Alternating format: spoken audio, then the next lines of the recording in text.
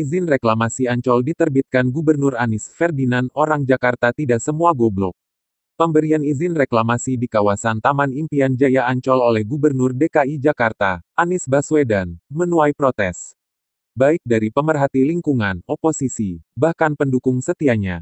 Padahal pencabutan 13 izin reklamasi di Teluk Jakarta belum juga tuntas hingga kini. Salah satu yang tanpa lelah mengkritik kebijakan Gubernur Anies adalah politisi Partai Demokrat Ferdinand Huta Hayan. Lewat cuitannya di akun Twitter, dia menilai Pemprov DKI selalu saja mencari pembenaran terkait reklamasi perluasan kawasan Ancol itu. Padahal pemberian izin tersebut jelas salah dan mengingkari janji politik Anies yang selama ini disuarakan. Kritik Ferdinand itu bermula saat Sekretaris Daerah DKI Jakarta, Saifullah, yang menjelaskan duduk persoalan pemberian izin tersebut. Saifullah memaparkan reklamasi Ancol merupakan warisan perjanjian pada 2009 atau era Gubernur Fauzi Bowo. Saat itu, disepakati perjanjian antara Pemprov DKI dan PT Pembangunan Jaya Ancol untuk memperluas lahan reklamasi. Hal ini juga dicantumkan dalam Keputusan Gubernur Nomor 237 Tahun 2020 tentang izin pelaksanaan perluasan kawasan rekreasi dunia fantasi seluas 35 hektare dan perluasan kawasan rekreasi Taman Impian Jaya Ancol Timur seluas 120 hektare.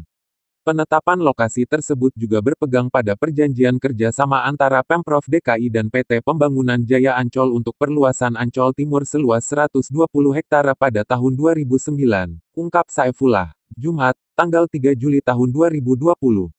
Menanggapi penjelasan tersebut, Ferdinand justru bergeming dan menganggap Gubernur Anies mencoba memanipulasi logika masyarakat.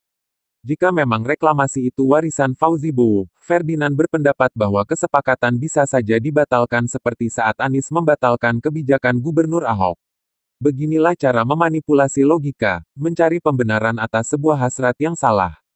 Jangan kira semua orang Jakarta itu goblok. Tidak Nis, kami tidak, tulis Ferdinand di laman Twitternya.